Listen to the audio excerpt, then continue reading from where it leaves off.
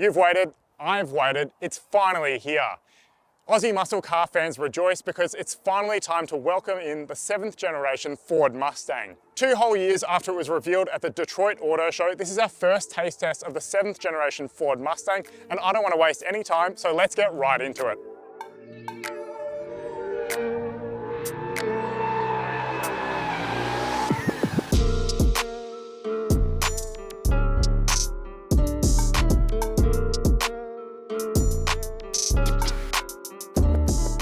Ford was originally meant to have the Mustang in Australia in the second half of 2023, but it's been delayed, and now here we are in the second half of 2024. In any case, it's arriving with all the right ingredients for success. The V8 dream is still well and truly alive, manual gearboxes continue to be an option, and it retains the iconic looks that the model has become famous for. It's true the 7th generation Mustang is built on the underpinnings of its predecessor, but the styling has had an overhaul, the cabin technology is updated to a modern day standard, and the turbo 4-cylinder and 5-litre V8 engines have come in for a power boost. As before, the new Mustang range is primarily comprised of the EcoBoost or GT variants. You've also got a choice of a manual transmission in the latter, in addition to a convertible body style option.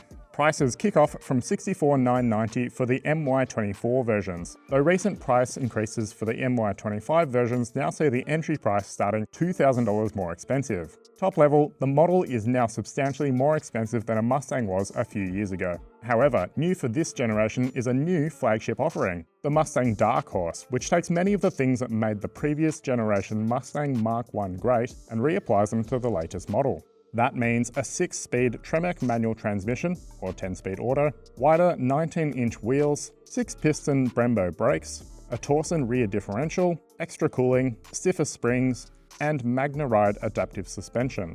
This unique variant is limited to 1,000 units, which unfortunately are already sold out, even before the model launched. For that reason, we'll focus on the model that everybody wants, the Mustang GT V8 Fastback. It costs a shade over $77,000 before on-road costs, and its 5-litre V8 puts out 345 kilowatts and 550 newton meters through the rear wheels. There are clear differences in terms of design with this new generation compared to the one before it. Now, talking up front, we do get a much more angular front end with clear strakes in the grille there. That does signify a 5-litre GT variant. They do look a little bit different between the EcoBoost and GT. Now in this variant as well, you are getting functional vents in the bonnet there and a pair of slimmer headlights at each end of the front grille there. Now, walking down the side of the car, we are also getting a set of 19-inch alloy wheels, and this one does get Brembo brakes. And this one being a 5-litre V8 variant, you got to let everyone know about it, so it does have 5-litre badging on the front quarter panel there. At the back, we get a much more tapered and then pinched rear end design as well. So you can see that wedge in the rear end there. And then one other thing I want to point out is the fact that you can see outlines of all 7 Mustang generations around the rear screen glass here. That is kind of a cool little Easter egg nod. Some of the biggest changes for the 7th generation Ford Mustang have been reserved for the interior. Now, in front of the driver, you are getting a fully digital instrument cluster, and there are changeable screens for that, so you can cycle through and choose which one you like. It even goes back to mimicking some of the designs that you saw on the 60s and 70s Mustangs. And that is in addition to a huge central display running the infotainment screen. In addition to that, you're also getting a new steering wheel with plenty of buttons to get used to. Now, dare I say, it has lost a little bit of its charm compared to its predecessor because you don't have as many sort of toggle switches, which we have become used to in the Mustang, and it does lose that double hump dash that we do like in the Mustang. But there is no doubt this is a much more tech-forward design compared to its predecessor. All variants get leather-accented sports seats, wireless phone charging, LED headlights, and a 12-speaker B&O sound system. The infotainment system contains a bunch of track apps for measuring acceleration and lap times, while Ford has also reintroduced the line lock mode that locks the front wheels but not the rears in order to do burnouts. As for the infotainment system itself, it's easy to control and quick to respond. There's Apple CarPlay and Android Auto capability for those who prefer it, but the Sync 4 software integrates native satellite navigation, digital radio, and now air conditioning controls. I don't like that latter inclusion because I do wish Ford stuck with physical switches for air controls. The Mustang has always been about performance, so it's fair that some of the materials aren't the best quality because they have prioritized a lot of the money spent on this car in terms of performance. However, considering this car comes more expensive in 2024, it's not the nicest thing to see a lot of the same materials being used in this cabin when it does come more expensive. For example, this central transmission tunnel, it is basically a carryover compared to its predecessor, and this center console bin is a direct carryover. In addition to the door cards and door panel, there is not much change there. It is very familiar to what you got in the previous S550 generation. But overall, in terms of look and feel, this is kind of what I expect from a Mustang, and Ford has done enough by inputting a lot of technology to make sure that this does feel and look like you expect for a Mustang. One thing that I would really like to have in my Mustang is a set of these nice Recaro seats. They do provide a lot of support and you do get a nice sort of country touring feel to them. I definitely would be optioning those. One final thing I want to mention is the fact that there are a couple of seats back there. They aren't big. I do pity the person who does eventually sit back there, but you won't be finding me back there for longer journeys. All right, here we are behind the wheel of the 5-litre GT fastback Mustang, and I gotta say, this is the type of Mustang that you would really do want, because you get that awesome V8 engine, and my God, does it have a lot of go. 347 kilowatts and 550 Newton meters output through the rear wheels. Now in this car that we're in at the moment, it doesn't have those Recaro performance bucket seats, so you don't have that much support when you are going through the corners, but overall, I'm finding that I'm sat in a really nice driving position here. There's a good amount of adjustment, and I'm finding it's a nice view over the long bonnet ahead of me. Now, we are driving at freeway speeds at the moment, and one thing you do have to contend with is a fair bit of coarse chip noise coming into the cabin from those big tires. Now, it's not the end of the world, but it's kind of just a little bit louder than you'd like for something that is sort of pushing $80,000 on the road. So anyway, this is a Ford Mustang. It is all about the performance, and that it does have in spades.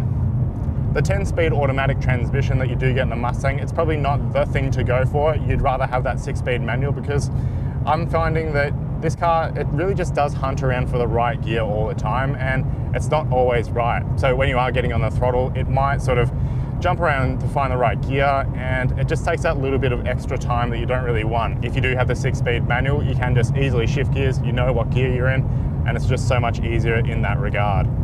In terms of handling, this car does feel a lot like the previous generation. Now, that does mean a little bit of a lazy front end. It's not the most direct and accurate car to place through a set of corners, but this car does have a lot of grip through corners, and it does feel surprisingly confidence-inspiring. Now, Ford made an update with a previous generation facelift car to make this car feel a lot more reassured, and it really pays dividends when you are driving this car in a dynamic setting.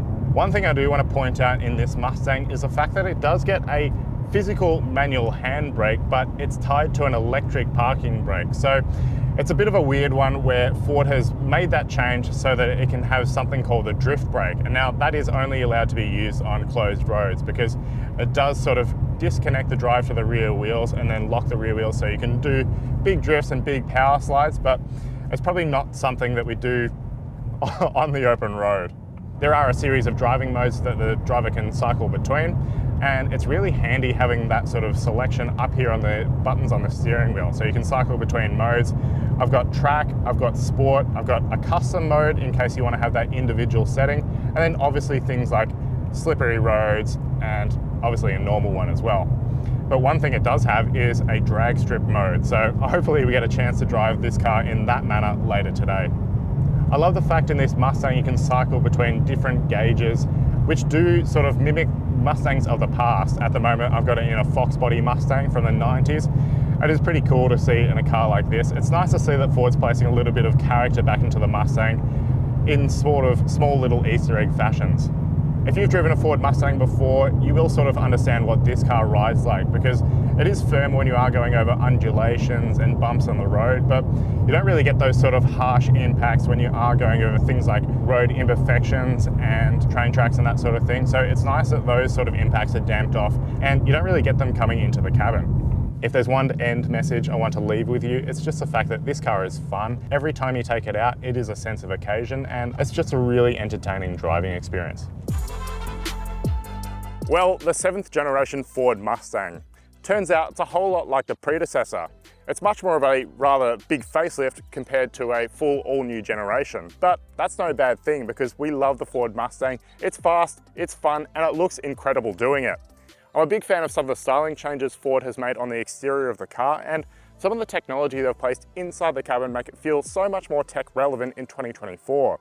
There are a few little bits and pieces that are a bit carryover and we would rather do without, but overall this is a nicely presented car for its time.